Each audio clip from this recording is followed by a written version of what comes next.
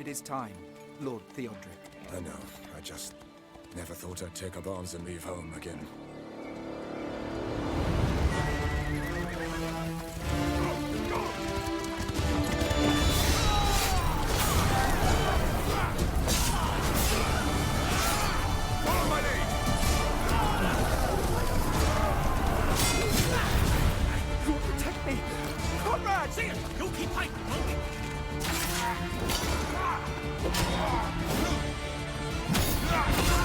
Not too bad for an old man.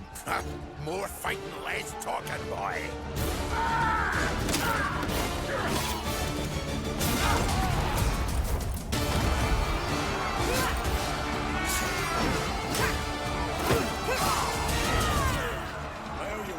You owe me much more than one axe. Take cover! Advance! After me!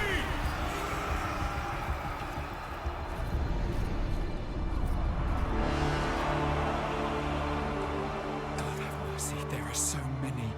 The hour of reckoning is at hand, friends. Aye, but at least we get to go out in a blaze of glory, man. Do we fight or flee? Lord, battle is upon us. Fight with God in your heart! Welcome, dear travellers, to a world of medieval. Embark on a journey of brotherhood and redemption. Does it sound like some generic gruff historical trailer stuff yet? What if we had a new RTS, a new medieval RTS at that, published by them at THQ Nordic? Valiant is set to be a squad-based RTS set in the 13th century. Knights, armour, betrayal and loyalty. Fighting for glory and the crown for the best medieval game on the market. Okay, that might be a bit optimistic. They have a few things to live up to there.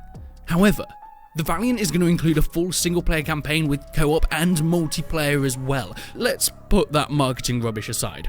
What do we actually know about this upcoming medieval RTS? Well, the first thing to look at is the trailers and the gameplay. The initial trailer we got was what you'd probably expect. A very cinematic trailer that shows everything but what the game is actually about. The official announcement came out on IGN's YouTube channel on the 17th of May, a couple weeks back now. It starts off with a noble man looking across the landscape of what we can assume is this 13th century period.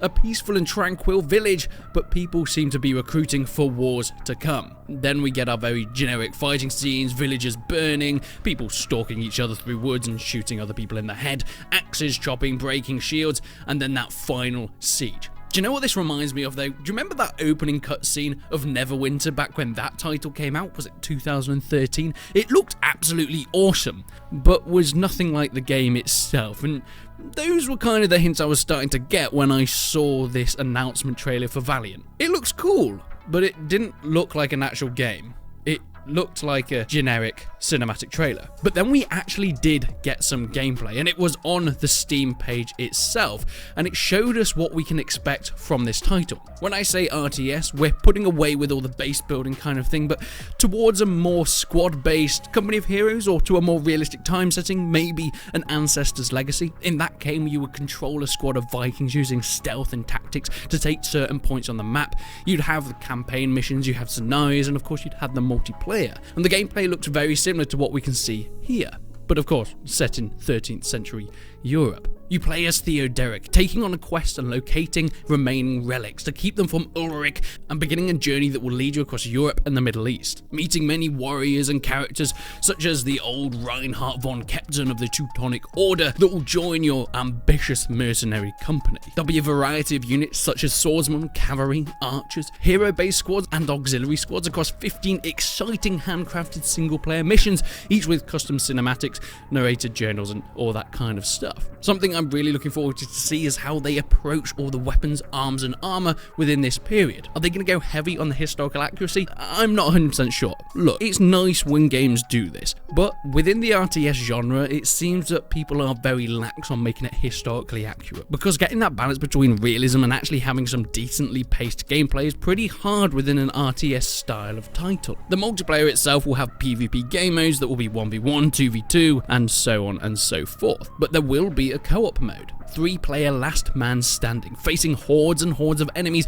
earning experience to level up your knights and unlock new skills and cosmetics. But it's this gameplay trailer that intrigues me, because it does show some stuff, and I'm assuming a lot of this are the cinematics in the single player, but they are being very, very careful on what's actually being displayed to the player here. One of the main things that I really like is how good the game looks. I think it is doing justice to the graphical engine it's playing on. This game will not only be on PC, but will also be on console as well, so they're trying to live up to that. But of course, you have abilities and talents, and we can see this within the gameplay. Defensive, offensive, and utility for each character that you use and you play as. These will be upgraded as you earn XP. The commanding of troops on the battlefield looks, well, okay.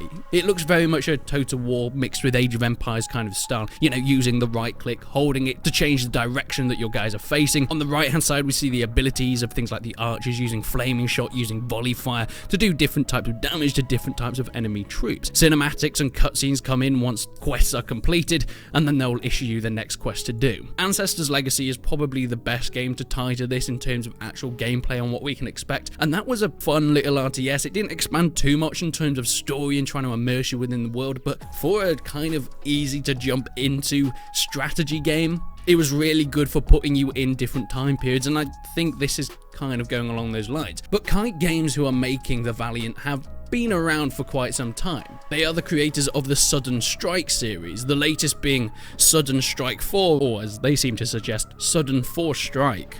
That sounds incredibly dodgy. These were arcadey World War II RTSs that were pretty successful. They were received mostly positive, and whilst they weren't anything groundbreaking for an arcadey RTS, they've proven that they can do this. So I think we should expect something more along those lines than a really gritty and realistic title here. As mentioned, the Valiant will be coming to PC, PlayStation 5, Xbox Series X and S, PlayStation 4 and Xbox One. We don't have a release date just yet, but hopefully it will be in 2022. But let me know what you think. Do you think the Valiant looks like an interesting successor to an Ancestor's Legacy, or do you think this is going to be a bit too arcadey for the historical community that it's trying to pinpoint itself into? Leave a comment down below. But until then, I will see you in the next one.